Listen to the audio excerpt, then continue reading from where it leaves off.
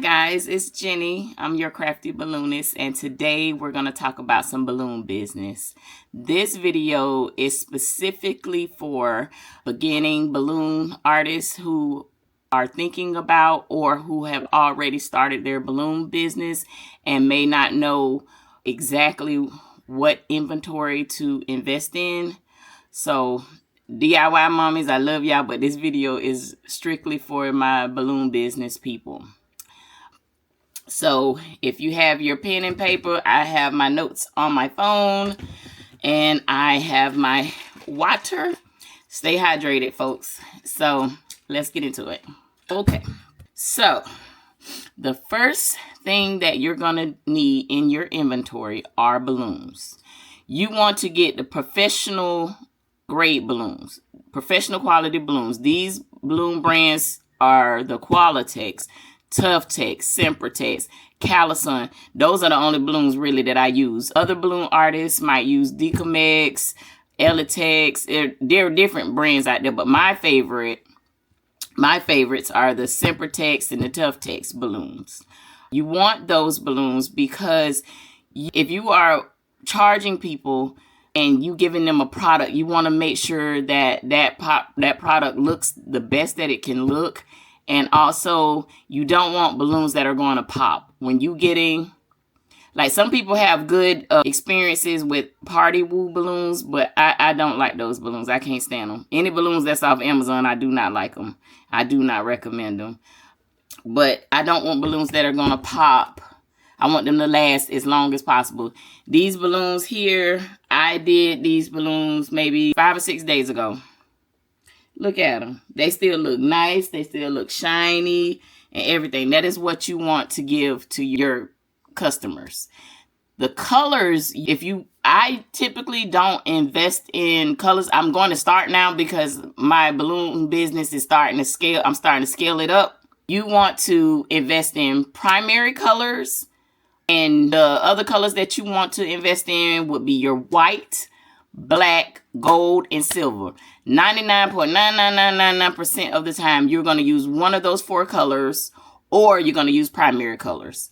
And the sizes that you want to invest in, if you're going to invest, are your 5-inch, your 11-inch, and your 16, 17, 18-inch, depending on what balloon brands. I think Tuftex is 17 inches and Sempertex is 18 inches.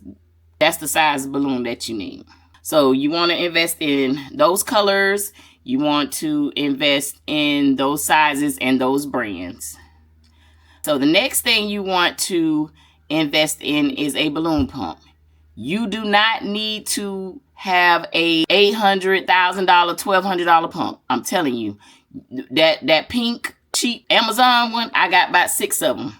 That's all you need. I also have a twin sizer balloon and a Borisino balloon pump. Those are my more expensive balloon pumps. And I only got those because they allow you to blow up the balloon to a specific size. But if you get a balloon sizer, invest in a balloon sizer and whatever cheap pump that you can get for $20, $30, that works just fine. When you're doing your classic decor, that's the only reason why you would need a sizer. That's it. But the organic stuff, you could just use your regular old pink pump.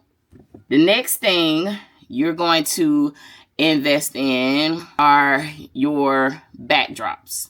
You start off with a simple backdrop, a simple pipe and drape heavy duty backdrop that can go indoors or outdoors, that stands at between 8 to 10 feet length and width.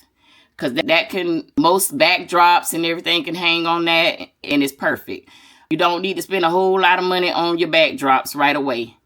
Some of the backdrops that I have invested in that I really use a lot of, those would be, first, the simple pipe and drape with the curtains, the drapes.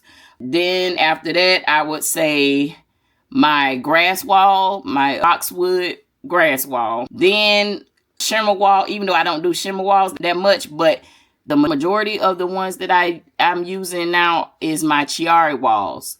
Those are the arch walls that you can customize, you can paint them, you can buy the kind. I have a few that are fabric. They have the frames and you can put fabric on them and you can hang signs from them. I will insert a picture here so you can see what I'm talking about. Lastly, your marquee letters. A lot of people are going in the trend of marquee letters. There are new trends now with the marquee letters. A lot of people, I don't get very many requests for the LED marquees, and I'm kind of glad that I don't, because they're made of metal and they will cut you and they're heavy. And if you're a woman like me and you're pretty much doing your balloon business by yourself, you want something lightweight to carry on these jobs and stuff. You don't want something that's going to be really troublesome. So I wouldn't invest in those. I would wait to see if these are just trends or if they're gonna go back to the classic marquee numbers with the little bulb lights. Those are never gonna go out of style. Those are always gonna be the it thing. But the LED, those are coming out, and then they doing the gold.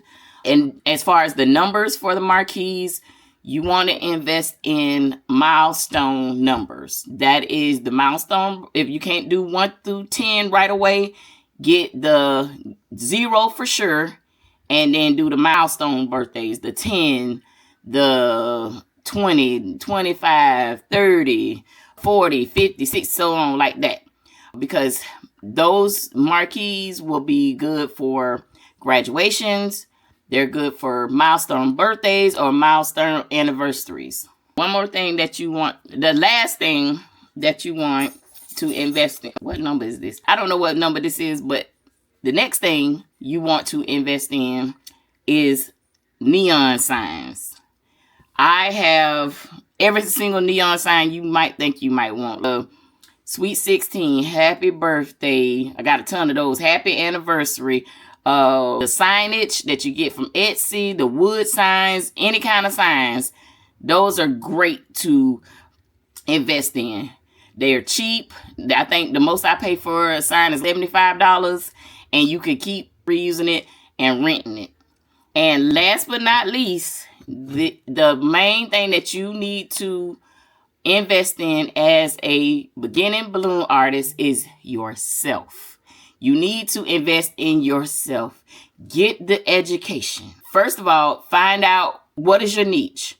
Are you trying to do budget parties? Are you trying to do luxury parties? Whoever you trying to follow them on Instagram, follow them on YouTube, reach out to those people, see if they're having classes, see if they can offer you knowledge. And investing, you're going to have to spend your money. YouTube can only do so much. You can learn pretty much anything from YouTube, but you're going to have that hands-on coaching and training. It is a must for you to be able to level up in this business. That's all I have for you today. I hope you enjoyed this video. Comment and subscribe, and I will see you in the next video. Bye-bye.